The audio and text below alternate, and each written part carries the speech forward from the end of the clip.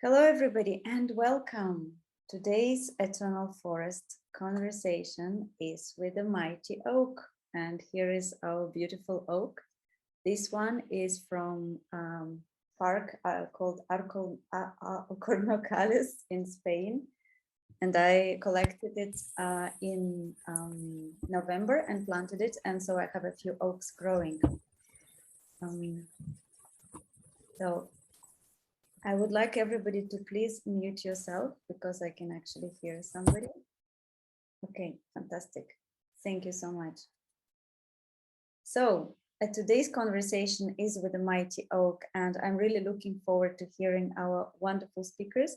Just to remind you, for those who don't know, or my name is Evgenia Emets. I'm a poet, I'm an artist and founder of Eternal Forest Project. And with this project, we are creating eternal forest sanctuaries, but also doing all kinds of events, art exhibitions, and exploring ideas that are pertinent to eternal forest, like biodiversity, connection between humans and forest ecology, more than human species, and our relationship between each other. And today is a very, very special event. It took a lot of effort to bring everybody together, but I'm really, really happy that we made it happen. So we are going to hear from everybody for about 10 minutes, and we're going then to have time for Q&A.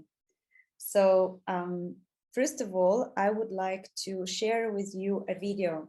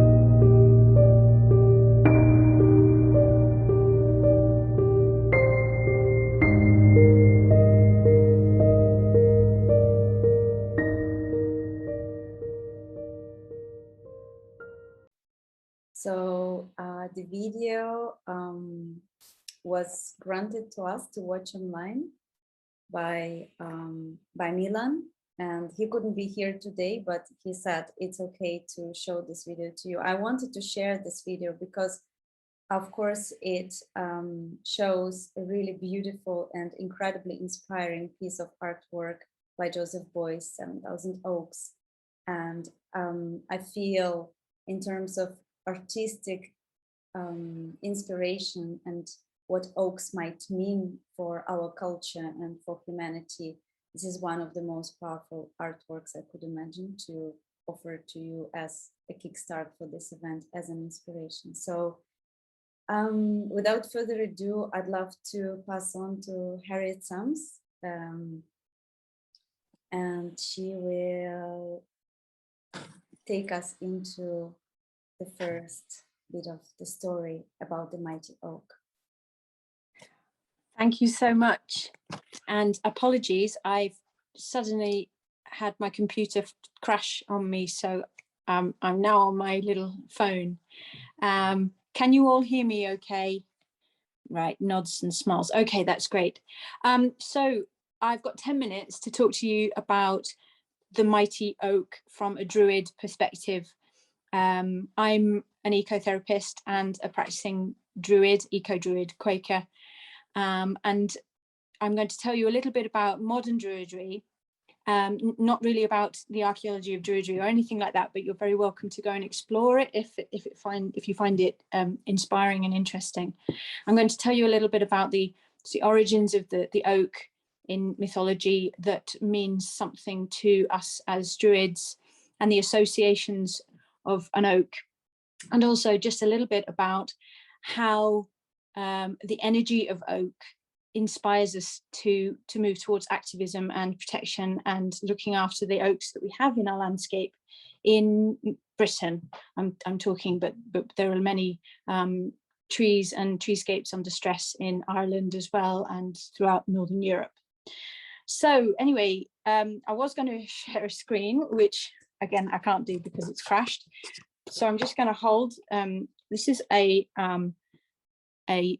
card from an Ogham or Ogham set, and the Ogham is like an alphabet, and it's found there's inscribed rocks found throughout Britain and Ireland and the sort of northern countries of Europe.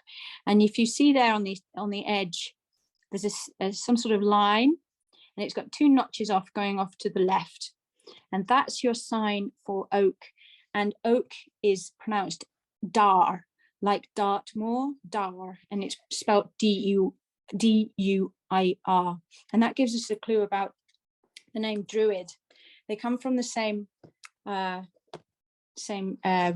from the Sanskrit to mean oak, and it also gives us an idea of the portal, the doorway to go through the door into sort of an aesthetic and esoteric wisdom.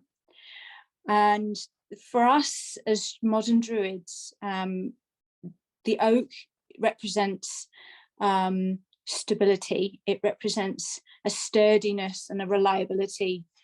Just imagine an old English oak door on a castle that's 3 inches thick, that's really very powerful, strong barrier between the outside and the inside, and that kind of strength and stability. But also the associations can often be about protection as well. Who do you need to protect? What is it that you need to protect? And so the oak can actually represent vulnerability as well. Now there are a few oaks around Britain that have a historic connection to spirituality, pagan spirituality, and I'll just tell you of a couple. The Herne oak, Herne the hunter, is a myth, and he leads the wild hunt, which is like a mythological radical kind of hunt through the English countryside. And Shakespeare wrote about him in the wild hunt. He was an excommunicated, ostracized gypsy kind of energy, a vagabond, and that kind of energy of the oak representing the people who are marginalized, the people who are souls on the edge, and who are connecting to something so strong within them. And so the oak is merged with this mythology of being connected to something much more powerful than an individual.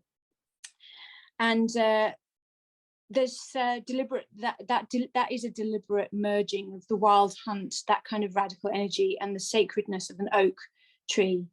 Then in sort of biodiversity terms, in the Druid tradition and in ecology, the oak is seen as the mother tree. It lives a very, very long time, and it hosts so many other different species on it, species of plant and other trees, as well as animals that require it for their own life cycle. And so in that sense, it gives us a direct connection to the living landscape when we go and explore the forest. And another association which is really important to understand and to sort of connect to on a personal level is that each acorn may look very similar to each other, but as the tree grows, it shows the history of the elements as it's growing. It becomes gnarled, it becomes twisted. You can see that it's telling the tale of its own growth. And so when we encounter an oak tree, we really see the story of that oak writ large in a way that humans are very good at hiding. We're very, very good at keeping our wounds from the outside world, but the oak represents an honesty and a truth in the way that it sits within the landscape, in its sovereignty, in its being. And so how do we move from ancient ideas of the oak, associations with druidry, associations with earth-based spirituality, and how do we move that into the 20th century, the 21st century, where we're actually connecting our tree into practical activism? And one of the wonderful examples is what happened in 2014 in Sheffield. Basically what happened was Sheffield Council employed or subcontracted AMI, I think it was, to cut down a lot of the urban trees that lined a lot of the avenues and streets, because they were deemed to be nuisances, or they weren't connecting from, they were unsafe. Their roots were, making the mess of the pavements and all that sort of stuff. And the first tree that was cut down was a 450-year-old Melbourne oak. And that set this catalyst going of the campaign to save Sheffield trees. The action group STAG, Sheffield Tree Action Group, saved another oak called the Vernon Oak, which actually had its own Twitter account. So people were following a tree, an oak. So all of these things that we connect to, maybe intuitively, maybe we go and we have an oak. If I ask you this now, do you have an oak that resonates with you through your childhood?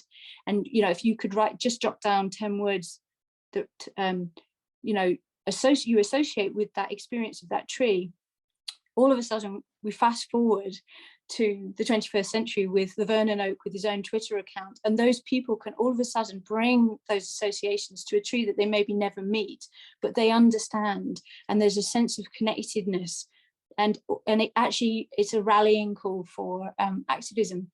And so what we have is a very strong ancestral, mythological and psychological connectivity from the past, maybe even the deep past, really, really going right back before modern druidry, which I acknowledge is only about 350 years old.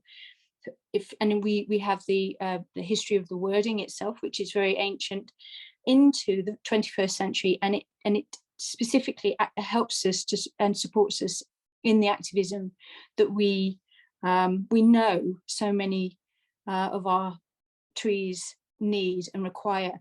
And just finally, for the last minute, for me, my oak, when I was a little girl at primary school, I was about 6 years old, there was an oak tree next to the netball hoop, and there was a tiny little gap between the back of the oak tree and the boundary of the school yard, and of course you could see the roots of the oak as they sort of leveled out and went into the ground, and each one of those was like a little room for me. It was like there's a kitchen and a bedroom and all of these places, and I used to just walk around the oak, and the oak was the very first tree that I smelt. I knew something about it. It was holding me as I was growing as a little girl. And so we all I open up to invite you all to just spend the last half a minute just thinking about an oak that means something to you, and just remember it and bring it into your consciousness, and just if you see it, still say hello to it the next time you see it, but if not, just for a moment, just extending your own thoughts to it. remembering it.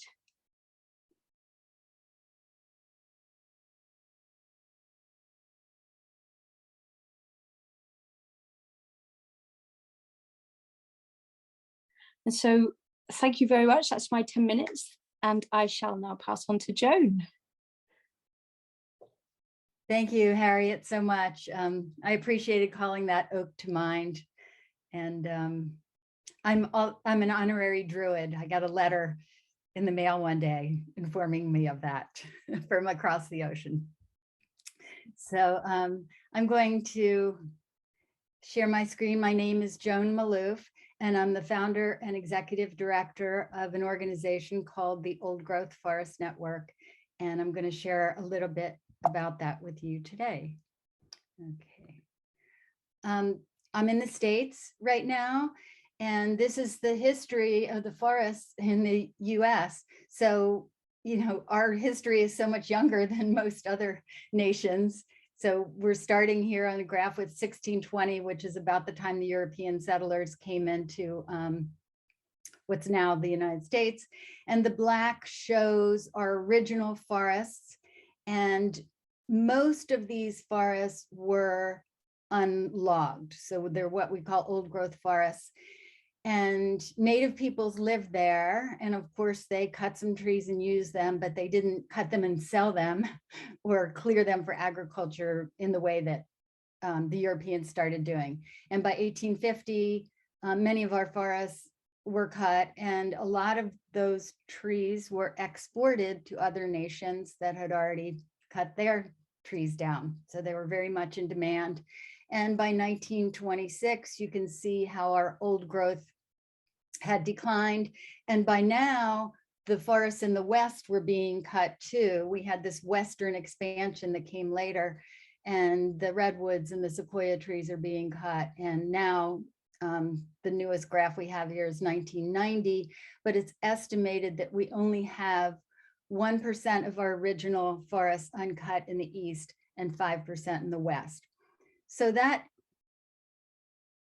happened over generations, you know, kind of short in the long scale, 400 years, but it's going to take a long time to recover from it. So it took generations to destroy those forests, but it's going to take generations if we want those forests to come back. And that's why I like the Eternal Forest Project. We need to have big visions for these trees that live longer than us. So this image is 4 generations of women enjoying a forest, and it shows how many more generations the trees around them had to be protected to still be there. So that story about the old growth forests and how they've declined is what led me to create this organization where we would try to preserve one forest in each county. If it's old growth, make sure it's protected. If it's not, make sure it's not logged again, open to the public and accessible, so all generations can go there, so we can build another chain of protectors for these forests. The oak that I'd like to talk to you about today is in Southern California.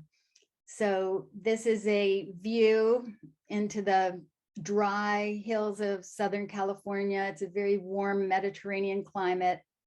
These cacti in the front are ornamental, they're planted, but the rest of the landscape gives you an idea of what it's like. And you would never guess that there's big old oak trees there, but if you hike down into the river valleys there, maybe just a mile down into there, what you will see are some beautiful big oak trees like this one that I just fell in love with.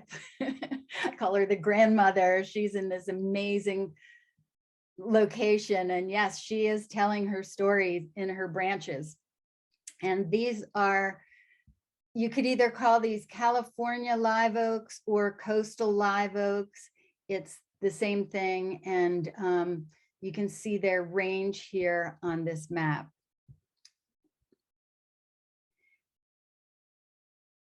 Now,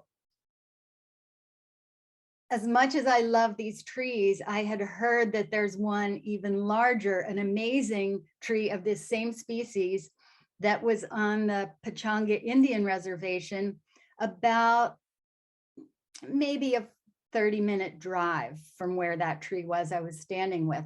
And that tree was called the Great Oak. And I Googled it. I tried to figure out how I could see this tree. And they had been giving, the tribe had been giving once a month tours of the tree, but that had stopped years ago. And they have this tree behind a fence and it's locked away. So I wrote to them and said, I would love to be able to see this tree. And because I have the organization, the Old Growth Forest Network, they deemed me worthy of taking me in, unlocking the gates, and letting me see this amazing tree, which is just incredible. They think it's the largest of any of the coast live oak species. And so difficult to capture in any photograph. So I tried to do a panorama here, and you can see her lower branches, the way they dip down to the ground and they come back up again.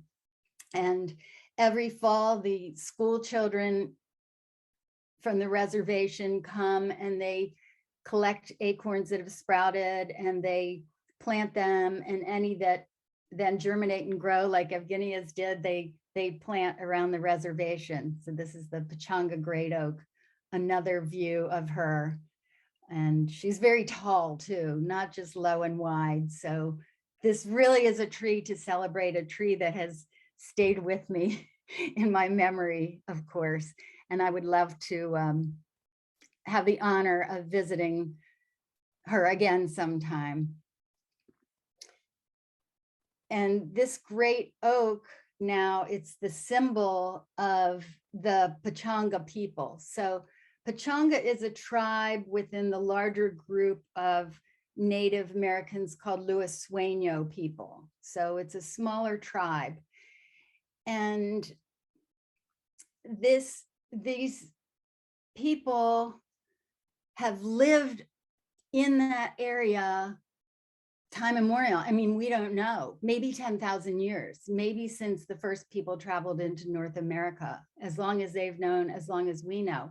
But of course, you know, bring in the settlers, bring in the changes that we've made to the Native American landscape. And we told these folks, oh, now this is your reservation over here, and you're to just stay over here. Well, the Great Oak wasn't part of that reservation land they were given. The Great Oak was made to be private land. And although this is a warm climate, it does get chilly for about a month every winter. So when the first explorers came and found these people, they were cold and they were shivering. And they said to them, look at all these trees you have. Why don't you cut down these trees and burn these trees for firewood to stay warm? And they said, we would never consider burning these trees because this is our food. They survived on the acorns from the coast live oak tree, mixed with other fruits and herbs too. But I thought that was so interesting. They would never consider cutting down and burning their trees. So the Great Oak was just outside the reservation. But in 2001, the tribe was able to purchase the 1,000-acre Great Oak Ranch so they could protect the Great Oak again.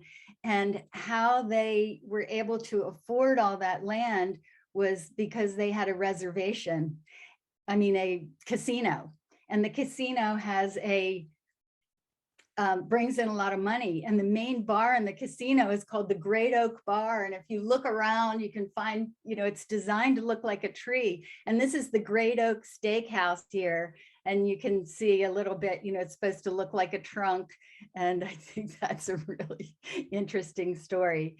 And if you'd like to connect with my organization, the Old Growth Forest Network, or to me personally, I invite you to link up. And thank you, Evgenia, for my time.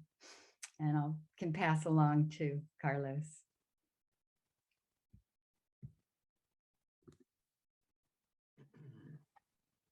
Hi all. Well, thank you very much for the invitation, for being here. My name is Carlos. I'm going to start to share my screen already. Okay, let me just see. I can do this.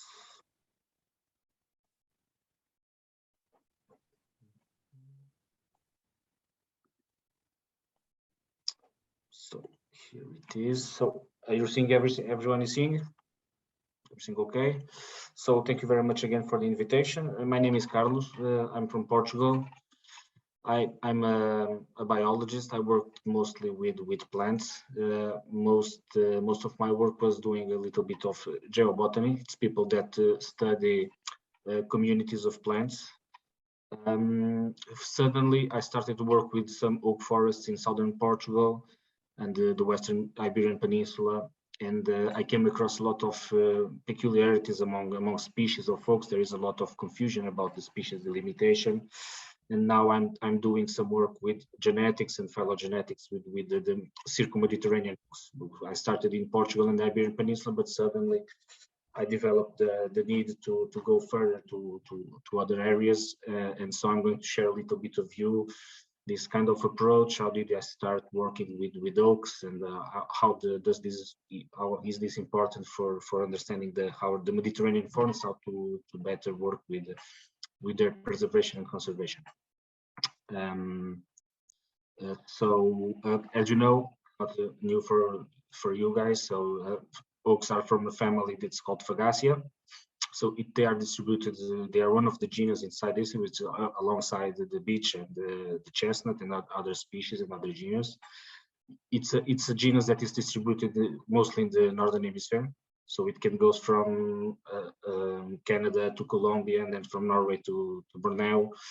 They are one of the most well-adapted species of trees in this area. They are history of success. So we have almost like 450 species, and they are very important because they are the key species and the climactic stage of the dynamic of the vegetation in a lot of several areas. So it can go from evergreen tropical forests from Southwest Asia up to the xerophytic Mediterranean scabbons, like we were talking about earlier, and then temperate deciduous forests in Northern Europe and America, down to Mexico with some montane and tropical forests. So it's a very diverse genus that occupy a lot of landscapes. So its origins, it's an history of success because it's supposed to have appeared in about mostly 50 million years ago in the Eocene. It's the first fossil register that we have about this oak species that was based in the pollen grain that was discovered in Austria nearby. In this period, the planet was a little bit like a tropical area with the climate very hot and more hot and very humid. And there was the connection between Europe and America and Eurasia and America between the two sides. And it's supposed to have like a unique oak forest that came across North America and Eurasia. So this is the biggest species that we have. So once again, it's a genus that conquered very well the Northern Hemisphere, and it is very important. As I was telling you, it's the climactic stage of a lot of several different types of landscapes, and so it's very important to understand it, to understand how man interacted with this diversity. So it congregates a lot of diversity, not only about plant species, but also fungi, insects, and birds, and mammals, and everything.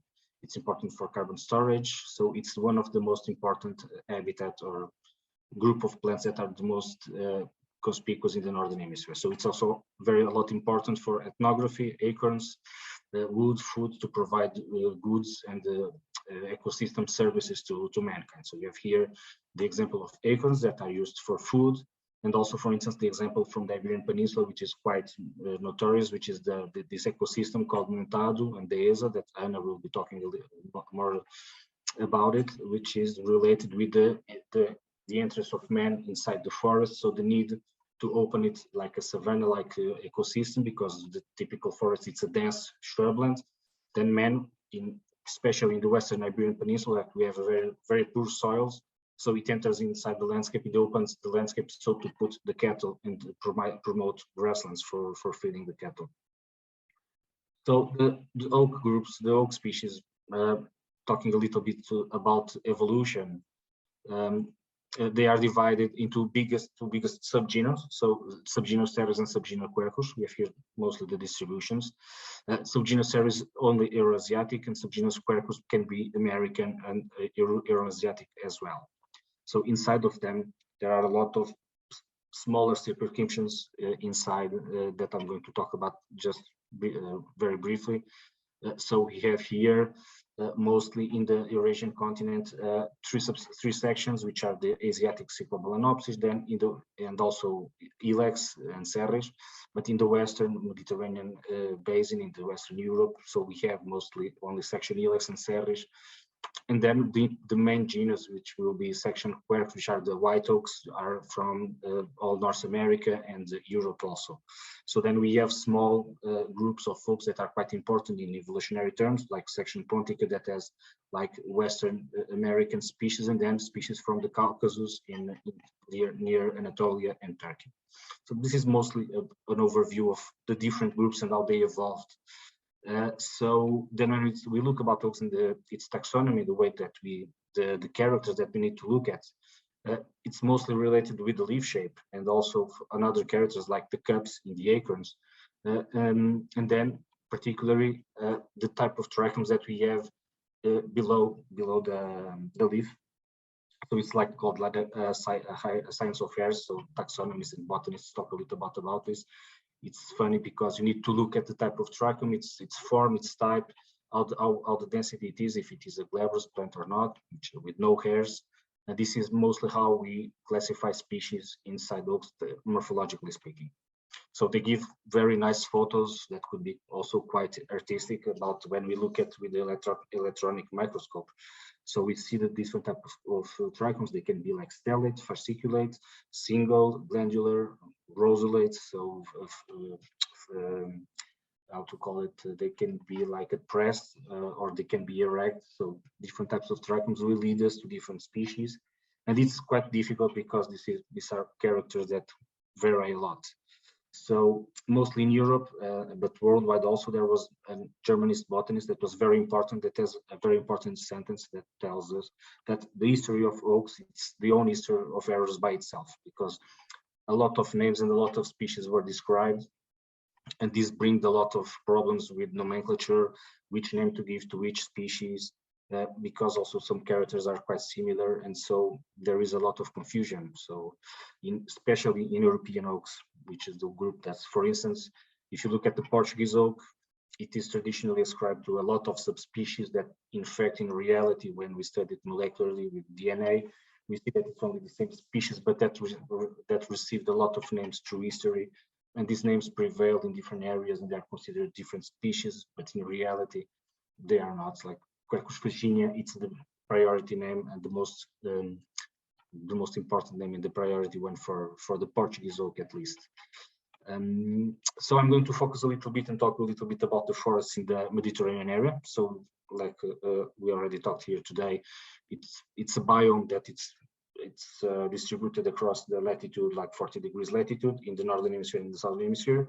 But of course, we are going to talk about oaks especially in the Mediterranean area. But we know, as we talked about, the Californian oaks are quite important as well, as the species are sometimes very similar in morphology and they are adapted to the same conditions, which is quite important. So go quickly to the Iberian Peninsula, in Portugal in particular. We have this kind of transition between two types of climate, which is temperate from the Euro-Siberian region and Mediterranean from Southern Europe, which is hot and dry summers, and the other one with the stability of the precipitation along the year. And this is quite important because in different areas, we will have different types of forests. For every particular area, we have a kind of soil and a kind of climate, and the sum of these two variables are the ones that dictate the species and the forest that occurs in a given place. That sometimes may have 1 or 2 or 3 species of oaks, but mostly they are dominated by one of them. Okay, this is quite important. So here in the Mediterranean area, we have this kind of trees that is quite common, which is the section Ilex in the Western Mediterranean that gives origin to the Olm oak and to the Cairns oak. So we have different names, different species that can be considered as species or not, depending on the study that we do. But mostly Quercus coccifera, it's the Cairns oak. It's quite similar to Quercus agrifolia in morphological terms, in spite of being from a different section. And then the Olm oak that has the tradition of being used for the acorn is quite important because it has less tannins and sometimes it's more sweet and edible, and it's also good for cattle. So these are two cousin species. They live mostly together. We have two species in the Olmok, which is Quercus ilex and Rotundifolia. I'm going to talk a little bit about more afterwards. So Quercus ilex, it's the temperate Olmok that lives in the mostly in the northern area, in the temperate area of the southern Europe, of the Mediterranean basin, with these lauroid leaves, very, very long, and they need a lot of more humid climate with a bigger precipitation and precipitation across all the year, and very good soils, very deep soils with rich in nutrients. By contrary, the Olmok from the Iberian Peninsula in North Africa, which is Quercus rotundifolia, it's a cousin, so they are phylogenetically related, of course. They were anciently subspecies of each other, and this species already thrives through the drier climates of the southern Iberian Peninsula. So it's the most distributed in the Iberian Peninsula species, and it's one of the most common because it's quite, it can resist a lot of conditions. So harsh climates, very dry, very hot summers, but it can stand also winter cold. So it's curious because it can live in a lot of areas. Then the caroms oak, which is a shrub here in Portugal and mostly in the Mediterranean area. It's Quercus coccifera. It doesn't stand winter cold, but it is like the natural fringe of the Quercus rotundifolia forest. It's a shrub that lives like in the fringe. I don't know how to say it in English. It's like the border of the forest. It's dominated by Quercus coccifera. It's also a spicy leaf. But then inside this group, we have also the ancient traditional taxa that are from, for instance, from the Eastern Mediterranean basin, which are caroms oak that are arboreal, so they become like trees. And this is a discussion among taxonomists if these are different species or not. I believe they are so. This is, for instance, a tree in Syria, and well, we never see Quercus coccifera developing trees that big. So we believe that they are different species. Probably they are related with a most ancient taxa that were developed through the tropical climate. Then coccifera arrives as the new species in the Mediterranean when the Mediterranean climate establishes here. So it also has these cups with the large scales, very free scales that are very large and are retroflexed. It's quite different from coccifera. It almost resembles an oak from the Serres group. So it's quite interesting to see this dichotomy. So it's like if we have in some areas arboreal caroms oaks that may be related in the Mediterranean basin, which we'd also have Quercus pseudococcifera in the western part. Then we go to section series. So section series, we just have one species in the western Mediterranean basin, which is the cork oak. It's very, very, very peculiar tree. That's an emblematic tree. It's the national tree of Portugal. It has this distribution across the Atlantic areas of Portugal. It stands dry climates, but it doesn't stand winter cold. It's a species that is sensitive to winter cold, and it's from the group Ceres that you see here in the left, which is Quercus ceres. And one of the characteristics is also this cup with the large scales, very free scales, very large, that are characteristic from this group. It only stands with siliceous and very poor soils. It doesn't stand limestones, so it's a species that only develops in siliceous bedrock. That's why it has this distribution across the western Iberian Peninsula. Then we came across Sorry, you have a couple of minutes. We're going a little bit over time. I'm sorry. So, yes, I'm going to be faster. So it's now it's entering the deciduous oaks, like the English oak as an Iberian subspecies, which is subspecies Bartolome. It was described in the mid-30s, and it's a species that molecular it's quite divergent from the English oak. I'm not going to spend a lot of time talking about it. Also, the same German botanist described it. It's very peculiar because it occurs in Portugal. It's just in the northwest of Portugal and makes the climaxic forests there. Then we have also the Pyrenean oak, which is this tree that stands more drought in summer. It's a deciduous tree that stands summer drought more in the interior part of the Iberian Peninsula, but can reach up to Paris. The Portuguese oak, I've already talked about it. This is a big tree in Alentejo, near Évora. So it has it's a white tree. It's very interesting. The leaf, it's between deciduous and evergreen. So it's almost like an intermediate feature where the leaves die in the tree and they are pushed. They are brevideciduous in spring by the new leaves. And then the Algerian oak that in Portugal is critically endangered, that only lives, that it's mostly distributed across North Africa. And this is the ultimate forest in southwest Portugal that you see here in the photo, in a sea of eucalyptus, and it's quite threatened because if it burns, it will disappear in Portugal. It's also a oak that needs a lot of moisture and humidity, okay? One peculiar thing is to talk about a little bit between the Western and Eastern Mediterranean basin, which is the kind of relation that are between Canariensis and Boissieri, for instance. Eugenia talked me a little bit about some Quercus Boissieri in Cyprus. They are quite similar, so they are like vicarious species. The forests they form have the same group of species, and in biogeography we call it vicarious. It's a vicarious phenomenon because they probably were connected in the past, and now they are more rare and are preserved in these areas, more humid. And so this is quite important to look and understand the landscape. We need to understand the forest to understand the species. Then we have a little shrub. It's a geoxilic shrub adapted to fire, which is Quercus lusitanica, mostly in Portugal and also in North Africa. It's a shrub also that lives only in siliceous bedrock, very poor soils, and doesn't stand any winter cold. It's very interesting species. So as I was talking about very quick, we need to understand where these species are located in the landscape. We need to understand what is the type of soil, how much rain we have, and then as we understand it, we understand how they can be positioned in the landscape, and understand we can have a forest from a xerophytic outcrop, from a mid-slope, and from a river stream, and all the species are distributed across this gradient. And this is what we need to understand a little bit more. So when we destroy the forest, we have the entrance of other kinds of vegetation, which is the degradation, represents the degradation of the forest. Because the climaxic forests are quite rare nowadays. So this is the example of the Montado in southern Portugal, where we have these shrublands with cistus and the grasslands and all the open system that it's the savanna-like ecosystem. That in dry areas it's dominated by Quercus rotundifolia. So just want to leave this sentence here as of a Spanish botanist. He was a physical geographer, very important in botany to classify the Iberian species. So he has a sentence very important that says, for us to understand the species, or in this genus in particular, in oaks, to classify a species, we cannot just look at the tree or to its morphological characters. We need to look at the forest. We need to understand its ecology, why these species, why these characters are distributed in this area in particular. So it's this holistic approach that is very important, even to understand phylogeny and scientific matters. And this was mostly what I wanted to talk a little bit with you. Thank you. I'm sorry for being so. Thank you. Wonderful.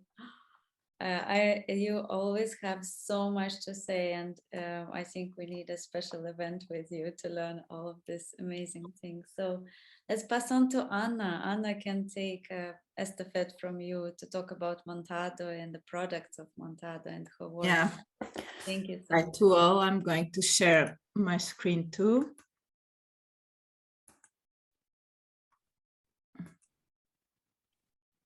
And I'm going to talk a little bit. When in 2006, I spent part of my Christmas vacation under a home oak tree, collecting endless amounts of acorns to do some cooking experiments. I was far from imagining the proportion that acorns consumption will take a few years later.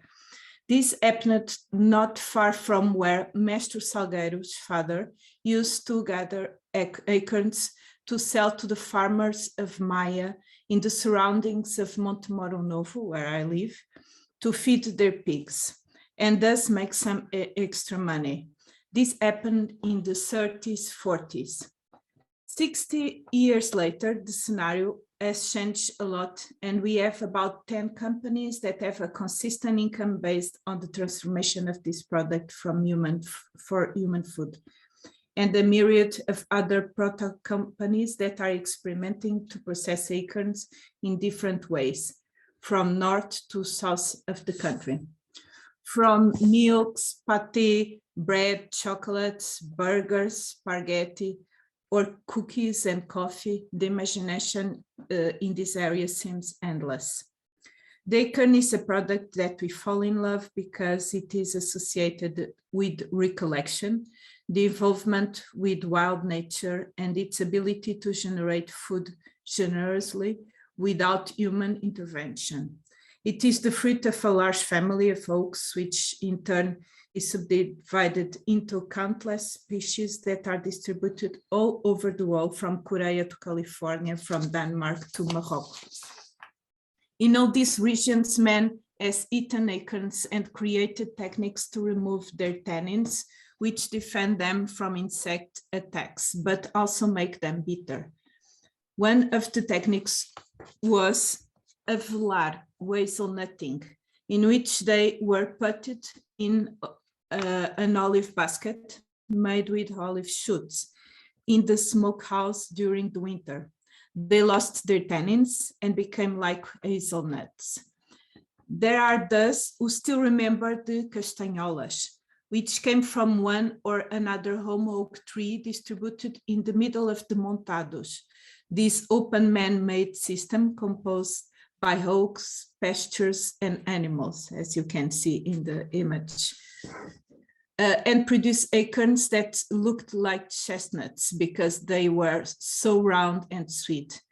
And there are still those who speak of preserving acorns in large tanks in brine to give to the pigs for the rest of the year, or of the factory that made acorn oil and animal feed in Évora.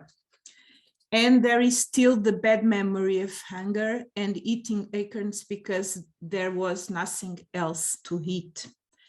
Acorns were also a political issue when the Romans arrived to Iberian Peninsula and realized that the locals did not produce wheat that could serve as food for their soldiers because they ate acorns.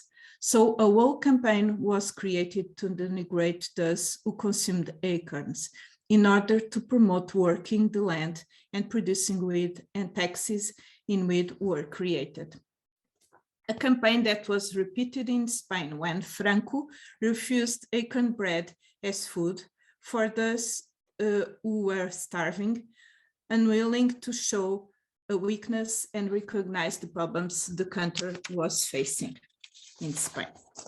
And let's also remember the oaks, which were used as a meeting place for local deliberations and meetings of the self-determined communities in periods when the central government did not reach the inland provinces. Acorn, that food so democratically distributed, is once again the subject of enthusiastic recognition and transformation.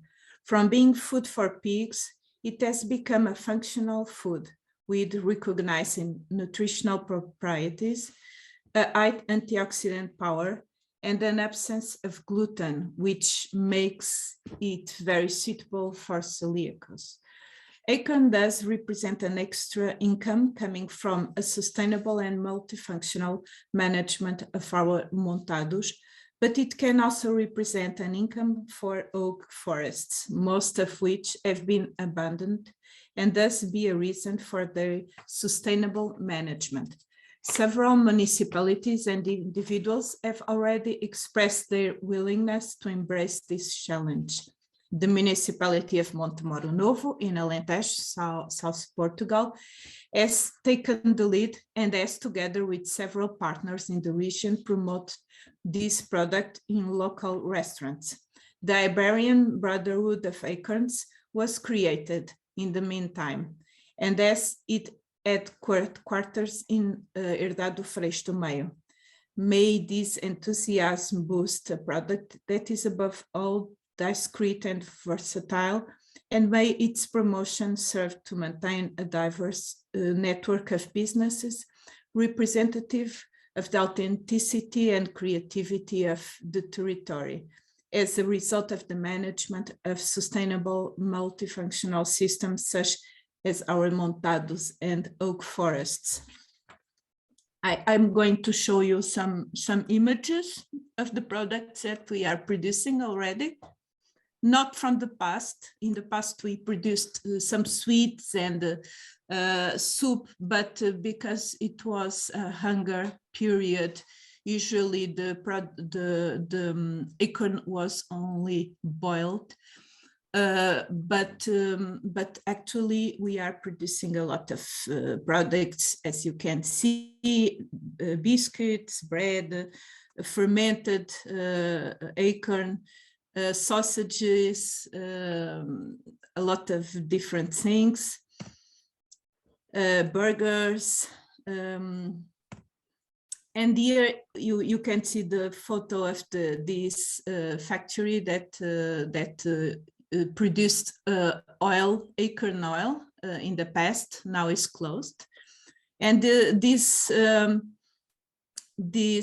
modern way to pick the acorns, but we in Herdade Freixo do Meio, we gave up of doing that. We recovered the traditional way of pick the acorns with these branches, these sticks. And here you can see how we do it in Freixo do Meio, drying the acorns and shell them, and the biscuits that we produce there. And here you can see a big problem that we are having now, and that's why we created the Brotherhood. That is the intensive production, super intensive production of acorns. In this case, to the animals, but it's not what we want. We want, in fact, to promote its production as food, but in a sustainable way, and as a way to promote these sustainable systems. And that's it. Thank you so much, Anna. This is such beautiful richness of information.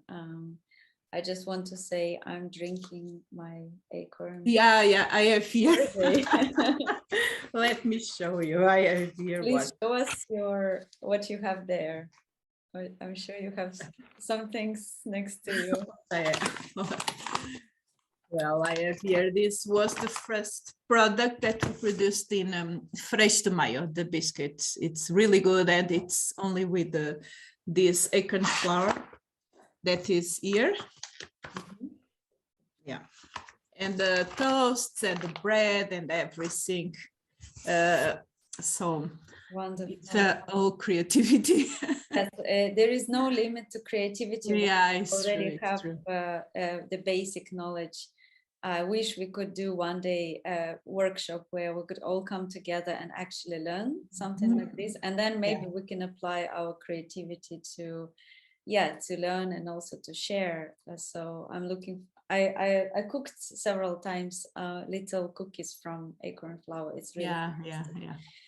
Wonderful. Thank you so much. And here we're going towards Edward. Edward, are you with us? Oh, hello there. Thank you so much. Sorry, I might have jumped in a little bit early. I just wanted to, can everybody see the shared screen? That's great. Not yet. I don't see. You don't see? Oh,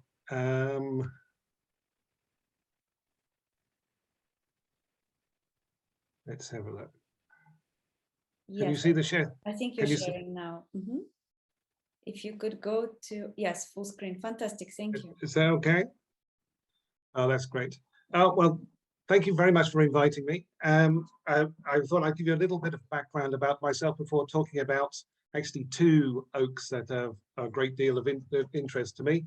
I've been working as an environmental photojournalist for 25 years, and I really see my job is just trying to make as many people as interested in trees as possible. Here I've worked in Malaysia. I've worked with organizations like the World Wildlife Fund and the Forest Stewardship Council and the Tropical Forest Trust. But one of the things that led me, and which will lead me on to the bit about oaks later, is that I became very interested in trees that were over 1,000 years old globally. And in the end, I ended up co-writing a book and designing a book for the millennium celebrating trees over 2,000 years old, such as this monkey puzzles in southern Chile, and then looking at all aspects to do with the biodiversity, but also the cultural aspects And for example, in the monkey puzzle forest, in the Araucaria forest, there are actually people who take their name from the forest and process the seeds from the things exactly the same way as we've just seen of the acorns, the homemade acorns in Spain and Portugal. I've traveled quite right around the world. This is South Korea, giant ginkgo, 800 years old. And this is El Chule, which is 54 meters round. And the whole idea was to try and find ways of capturing interest and making people think about trees in a particular, well, in a fascinated way. I even managed to find 1,000-year-old trees in the Amazon. And again, linking back into one of the conversations which we had earlier about the Californian oaks, the idea that the Amerindians and also people from the Maoris, they consider the trees as their ancestors.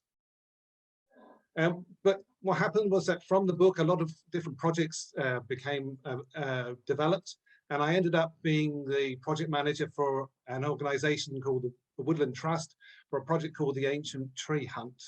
And the idea was to record 100,000 ancient, veteran and notable trees in the UK. This is a 2,000-year-old yew tree under which the Magna Carta was sealed.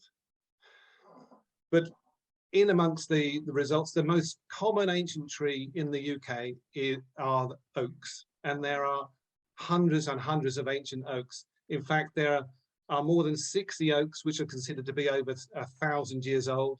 There are 7 oaks in the UK which are over 12 meters round. This, for example, is the largest oak. This is the Bowthorpe oak.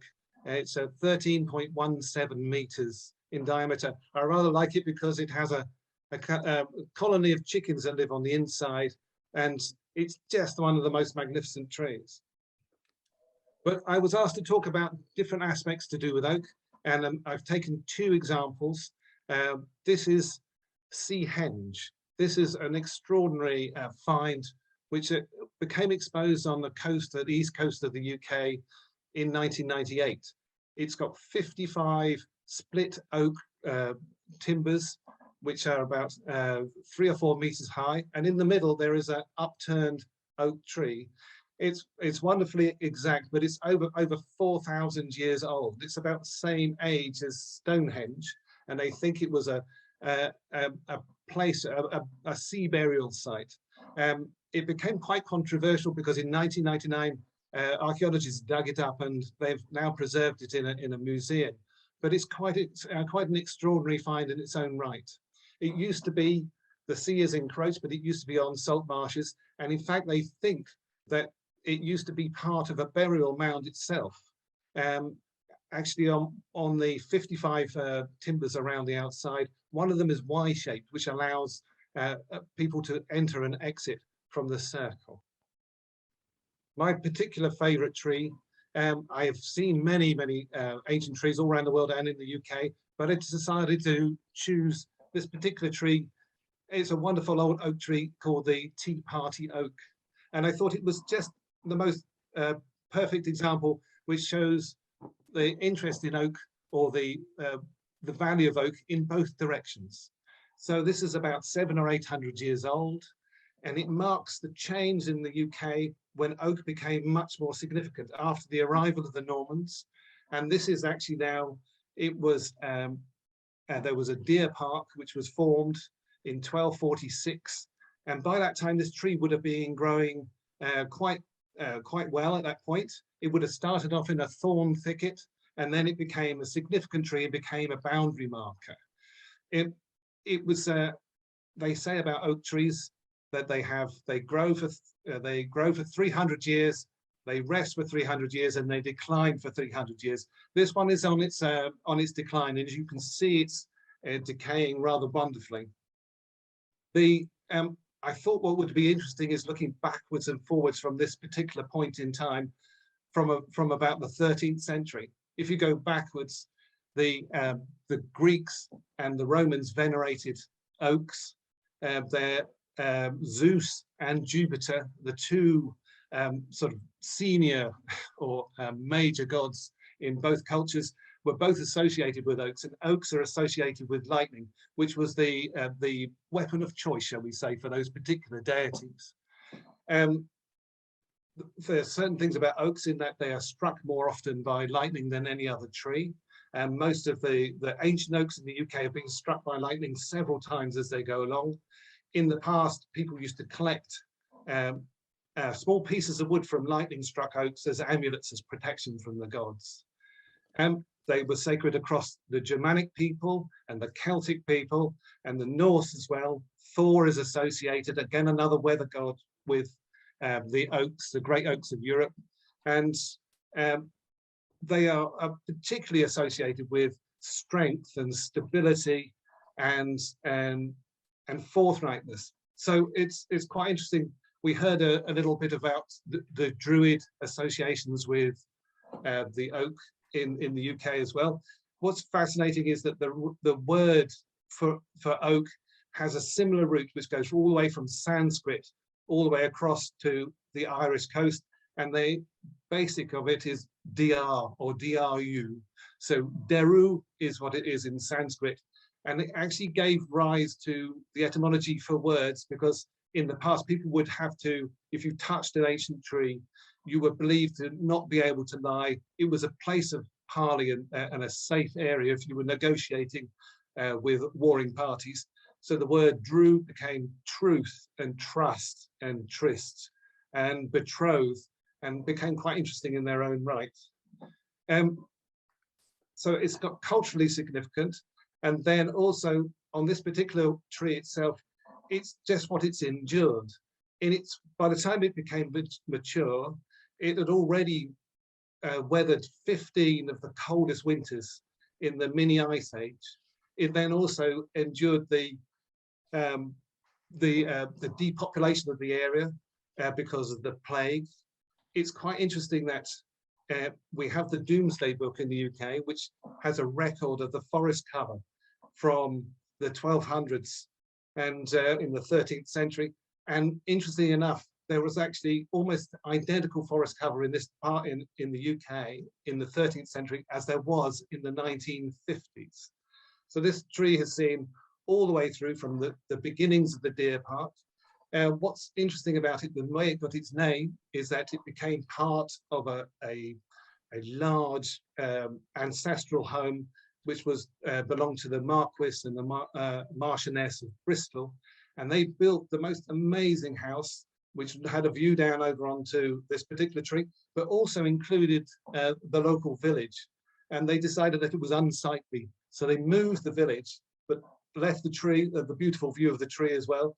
And it became the Tea Party Oak because, in recognition of having moved the village out, they invited the local villagers to come once a year to have a big tea party underneath it. It's as I say, it's quite an extraordinary wreck. Now, as you know from the richness of the biodiversity of ancient trees, it is host to hundreds of different sorts of species that live on it.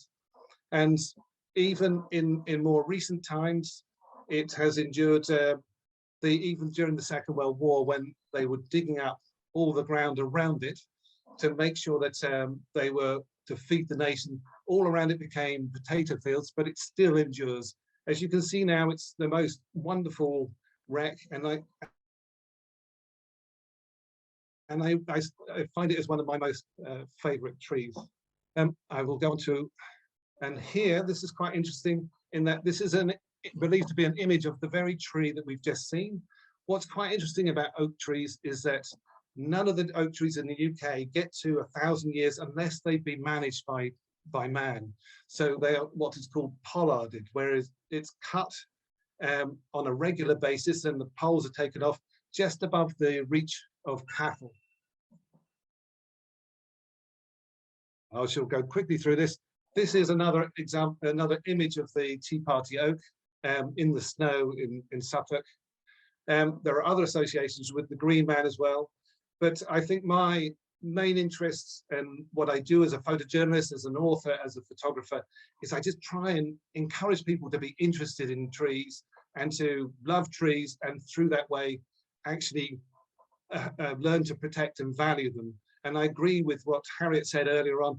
It's great if you can name a tree, if you can highlight its value, and then see what you can do from there. This is the major oak. This is the most visited tree in Europe. With 600,000 visitors, it's associated with Robin Hood. I do believe I've gone over my time, but I hope you've enjoyed the images, and I shall pass you back to the group for now. Many thanks. Thank you, Edward. Thank you so much. Fascinating.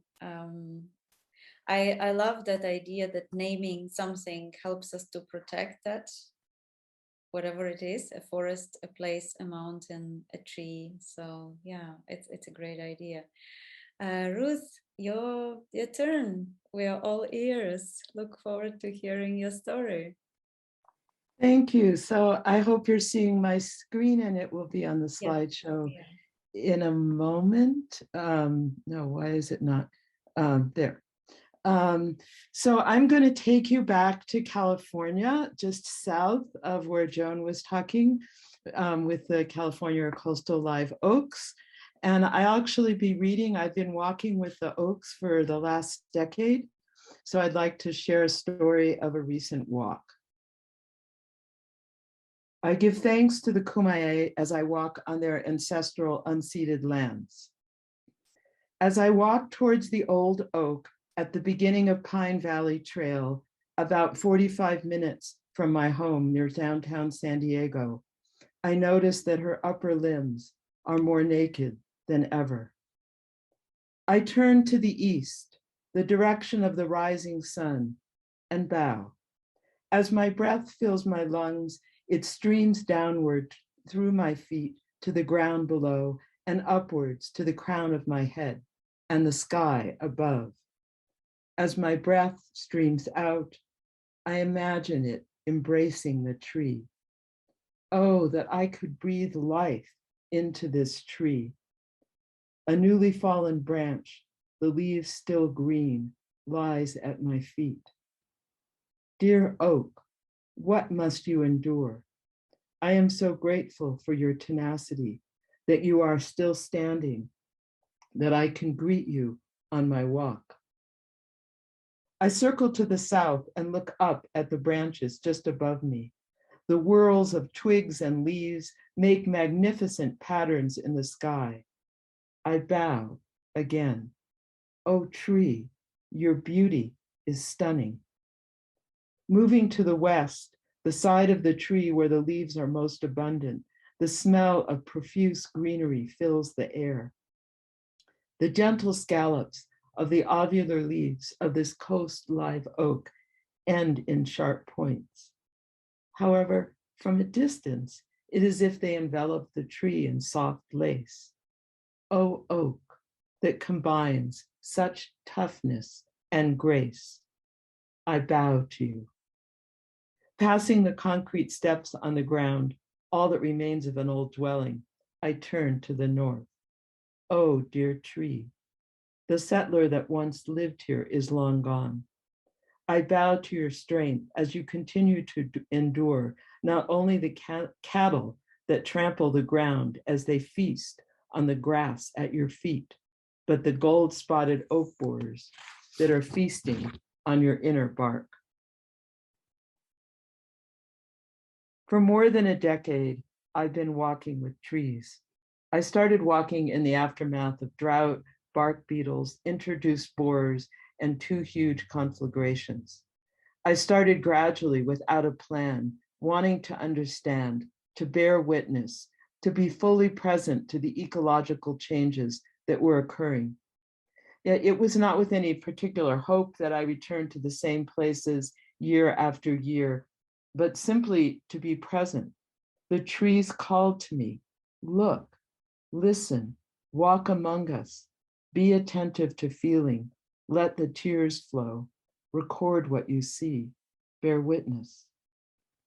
So I've particularly been called to walk at Pine Valley Creek, which is the image that you see here, which was home to one of the most resplendent groves of oaks in San Diego.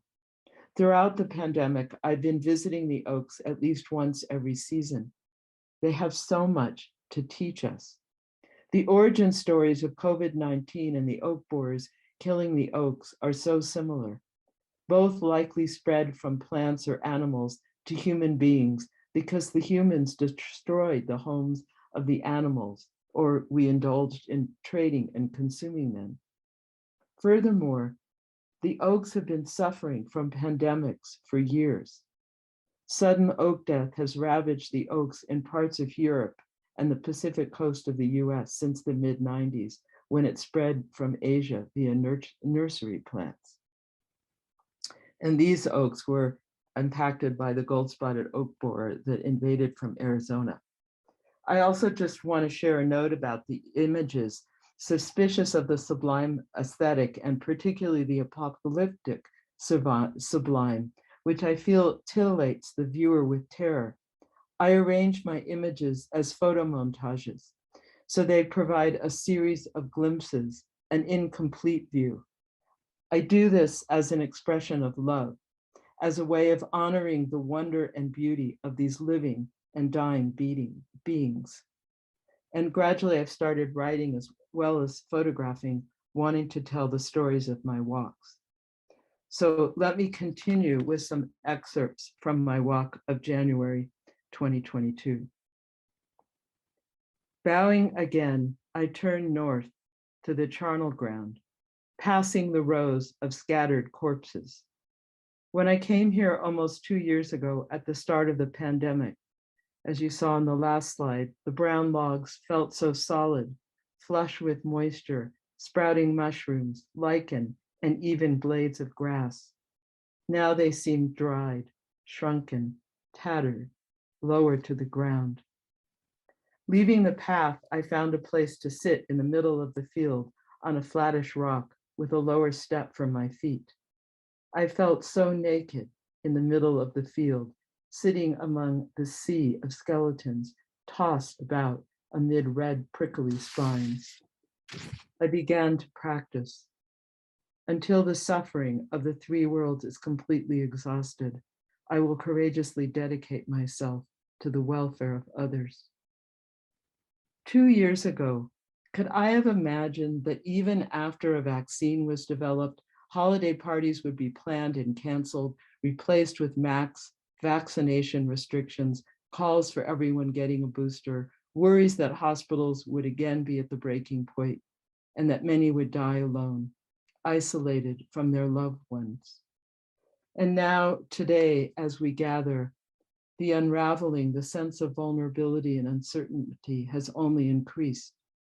The pandemic drags on, second boosters are being offered to some, as yet another variant is raging throughout Europe and increasing in the US. But this is eclipsed by the new horror that few had imagined in January, a horror of untold violence, looting, and destruction, bodies left in the streets, unburied. The trees still living by the banks of the creek or on the slope opposite the side of the meadow know about collapse. The remains of their elders who had lived for several hundred years lie tossed about on the ground, the aftermath of the oak borer's feast. In humans, the elderly are the most vulnerable to COVID because their immune systems are weaker. However, gold-spotted oak borers are attracted to elders because they offer the richest bounty. The larvae feast on the cambrium, the new wood that grows annually, producing phloem and xylem, through which nutrients and water flow. Imagine hundreds and thousands of these beings pulsating inside the tree as she is unable to produce enough sap to push the intruders out. Instead, the seething mass blocks the flow of water and nutrients up the tree's trunk. It's always the leaves at the top of the tree that die first. Susan Simard has written so eloquently about the importance of mother trees, elders that nurture the next generation, passing nutrients and information, including warnings of pests, to their young through their roots. What were these elders able to pass on before they perished? Even after death, trees keep giving. I have returned to sit with them for years, as dropping leaves reveals a naked body, as twigs and then large branches break and fall, gradually reducing a tree to a more elemental form. Through all of these stages, the tree is still a vital presence to the community. The acorn woodpeckers who deposit acorns in the massive trunks are only one of the many birds, small animals, and insects that depend upon the snags or the fallen logs for food and shelter. Fallen logs hold more moisture than their surroundings. Witnessing the slow disintegration of these trees has been both heartbreaking and heart-opening. This time of unraveling, this time when systems are on the verge of collapse, calls to attentiveness to decomposition as a vital part of the life cycle. Forest managers may call for the cutting of dead trees to salvage some value from their timber before they see large wildfires. But is this a blindness bred in a culture that only sees value in extraction and that wishes to avoid sitting with death?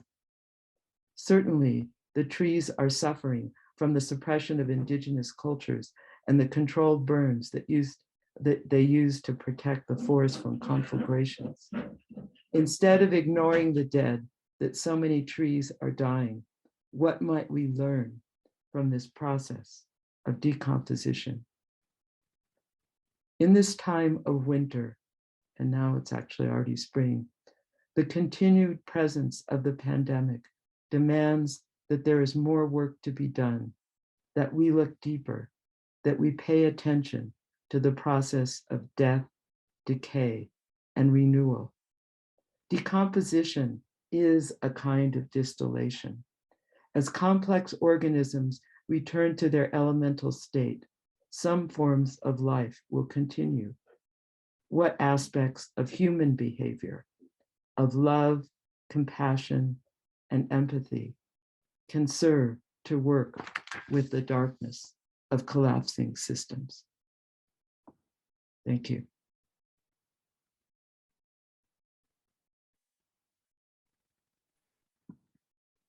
Thank you, Ruth. Thank you. That was beautiful. So just taking a moment to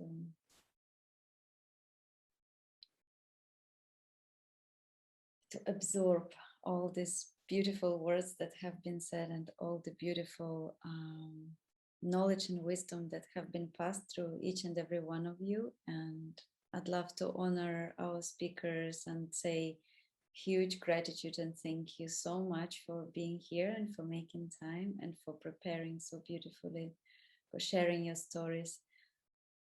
And I would love to, in this last several minutes, we can take 10-15 minutes, if it's okay with everybody, just to open up for everybody to perhaps share or ask a question or share some insights that you might be having at the moment. I also invite speakers, if you have questions for each other, to ask those. So the floor is yours. And if you also want to connect your video, that would be really beautiful. Thank you.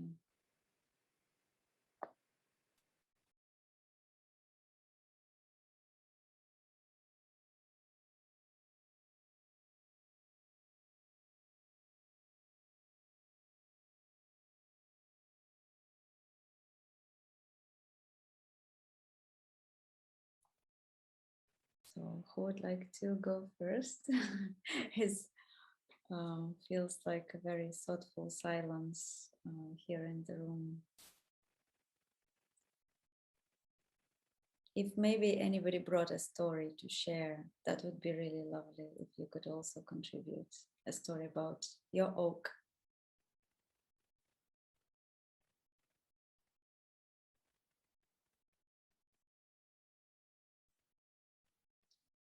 So I'll share maybe very, very briefly what if you are still thinking or considering to intervene.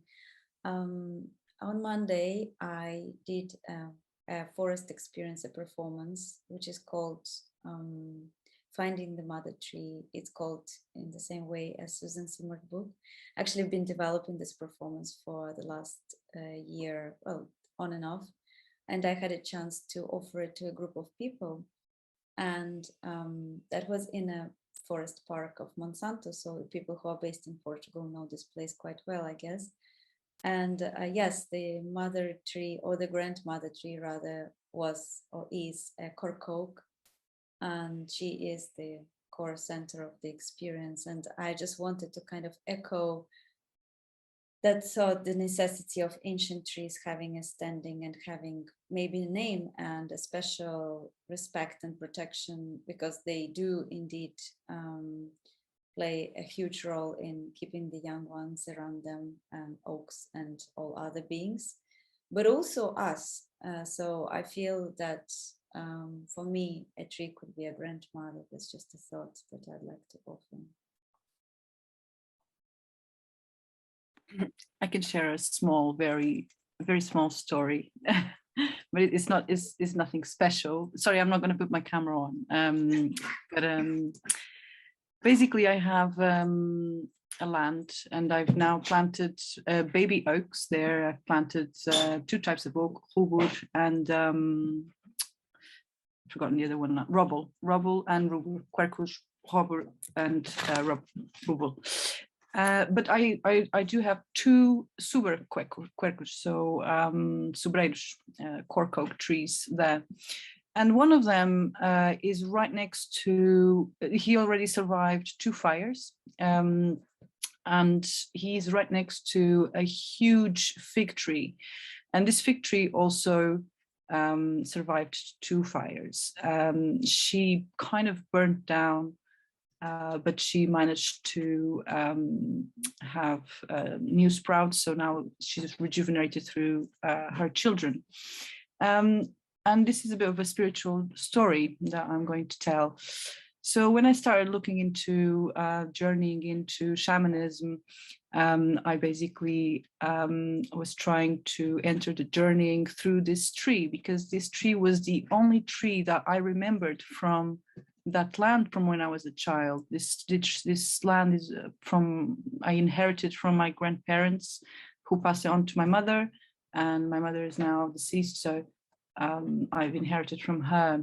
And when I started reforesting the land, and before I arrived to the land, the only tree that I remembered was these 2 trees. And I always called the mother fig tree, because for some reason she has a feminine spirit to her. And I always called him the ancient oak, the ancient suber. And so I wanted to journey. I wanted to start journeying, and I asked to enter the worlds of the other worlds through this tree, through this suber tree.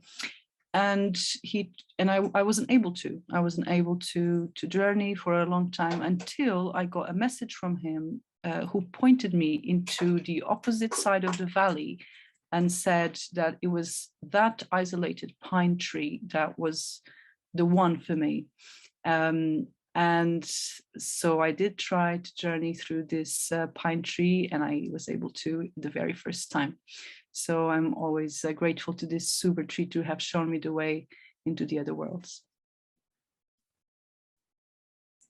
Can I come in there? Just to reflect what Edward said, the card that I showed you actually has, if you look very, very closely, can you see it actually is being struck by lightning in the bottom? There's a picture of it being struck by lightning. And I think that the story, Ines, you're telling us about the endurance of it being connected to fire is so important. In its tale and the way that its body shows us its endurance and its history.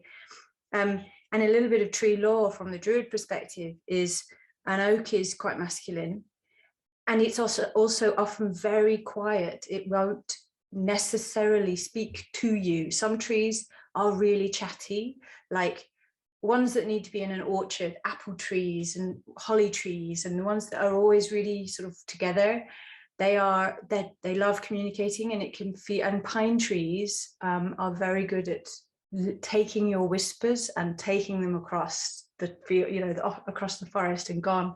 But the oak tree will stay silent for a very, very long time. And it's very interesting that your experience reflected that, because I've experienced that myself, and I've heard that before. It takes a connection that really asks for a long connection, a long time. It's not an instantaneous kind of tree. So I just wanted to say that. Yeah, he felt exactly like that, that he didn't want to speak, and he pointed me out in the direction of a tree who would be willing to. Yeah. Thank you, Nesh, for sharing that. I wanted to acknowledge that Heather and Dan are here. Thank you so much for coming, and thanks so much for sharing your beautiful project. And welcome back. Are you back in the UK? We are Yeah. we are at the moment, yes. And it's just been wonderful to hear everybody speak this evening. Lovely to hear Edward speak again. He joined us for a conversation in 2015 for the Festival of the World, when we had Boyce's Acorns, still probably 7 years old. Yeah, so the trees, if anybody is in London, between now and the end of the year, we have our Boyce's Acorns project, trees grown from the acorns, from the artwork that Evgenia showed at the beginning, Joseph Boyce's 7,000 Oaks. And we have 50 trees, the smaller trees, the trees that have struggled, they tell their story, and they're on the Story Garden, right behind the British Library and the Francis Crick Institute. And we have 100 trees which are more resilient, more robust, each tree so full of character. And they were exhibited last year at Tate Modern. So that's the Paper Garden, Canada Wharf. So these are 2 community gardens run by Global Generation, and they're fantastic. People are growing food, and our trees are in circles, so you can sit within this grove, this microforest. And hopefully we'll be having conversations from the summer into the autumn in the trees, amongst the trees. So if you're over, Evgenia, come and join, please. Sounds amazing. I would love to. Actually, so even that we had this conversation about your work, you were one of the first ones actually on the Eternal Forest conversation. So, and that's how you also encouraged me to keep going and to do it every month. So here we are talking about oaks. It is so amazing what you're doing. Honestly, we've been so inspired by the breadth, and just a vision of and the way that people it's become this really fascinating dialogue. It feels very rooted in, and all power to you and to your collaborators for this, Evgenia. Really, it's been remarkable. Thank you so much. Ruth wants to say something. I just wanted to pose a question. Coming from the US, I have been very concerned. The gold-spotted oak borer that I was reading about it came to San Diego, which is a southern part of California, from Arizona, but at the same time, there's another thing called sudden oak death, which is hitting the oaks in Northern California and Oregon, and one's kind of moving up the coast and one's moving down. So I was looking online to see, evidently there has been some sudden oak death in Europe too. And I'm just wondering how much of a problem, if those of you in Europe or even anyone in the Eastern US could speak about how you're working with invasive problems to the oaks. I can't remember the name of the organism of sudden oak death, but it's a small microorganism. The other is a beetle. But have you been having these problems in Europe too? It sounds like it from reading online. Carlos, do you have any? Yes, we have a problem We have a problem also with the micro oomycete. It's a fungi. It's Phytophthora. I don't know if it's the same from the US, but I believe so. I've read something about it also. It's an oomycete that it invades the roots and gives a lot of problems and kills the trees. We also have that with southern Portugal, in Montado, and it's especially related with the kind of management that people do because they use heavy machinery that scratch the soil and they break the adventitious roots from the oaks, and that helps the fungi to invade, and then it contaminates all the soil. So it needs a little bit of moisture to exist and something like that. There is a lot of studies around it, but it's not my area. But I know it's something called Phytophthora cinnamomni, I believe so. Yeah, it's a big subject, and a lot of specialists I have been personally talking to, especially people who work with regeneration of ecosystems, they all kind of separately agree on that. The question is the answer to this is the forest, is regenerating forest and basically allowing oaks to be in a real forest ecosystem rather than just single stands of oaks, because they have supportive species, they have families, and traditionally in forests they would have support and they would have extra protection. So if we wanted to preserve, and I work a lot also with different landowners in Montado ecosystems, if we want to preserve those, then we need to allow them to be in forests, and that's the hope. That's how they can survive. Yeah. So do we have maybe last burning question, and then we're going to slowly close down? Evgenia? Yes. Here. I have a little story from Jersey. Can you hear me okay? Yes, we can hear you. So there's I'm just checking the date here, 1649, King Charles II was declared the king after the death of Charles I by a Jerseyman, Laurel Hampton. And in 350 years later, as an anniversary of this, they planted oak trees here in Jersey next to the Hampton country house. And they were gifted from the Queen for the loyalty of Jersey and from Windsor Great Park. So these are trees that are said to have come from one of the original oaks in Windsor Great Park. So these are babies of.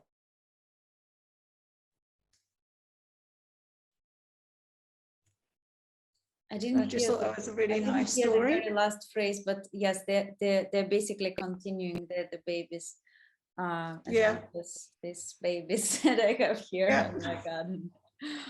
I hope that some of you are also growing trees at home and kind of propagating them. Yeah, it's a lot of fun. So yes, thank you so much everyone for today, and let the mighty oaks be with us and support us in our journeys, different kind of journeys, and there is more to come. I don't know if we're going to have another event in May, and the end of May there might be one, so keep watching out. And thank you so much all of the speakers today from all different parts of the world, and all the richness and biodiversity of oaks, and this is really great to share it with you. And yes, what can I say? I'm really grateful for today, and I just hope that we had more time. By the way, I would love to invite you, for those who are here, and I'm going to also write to everybody, if you have a story to share, if it's a project, if it's a story, if it's something that fits in one page, please send it to me. After that, the speakers and the participants. And my hope is that by collecting those stories, maybe at some point I can make like an electronic publication, which might one day become a book. I can't promise anything, but all I can do, I can share your stories and your projects with more audience. So please send it my way. If it's a poem or a short story, or if it's a scientific observation, and then we can exchange those, and maybe we can keep going like this. Thank you so much. Thank you. See you. Thank you. Thanks, everyone. Thank you all. Goodbye. Thank you.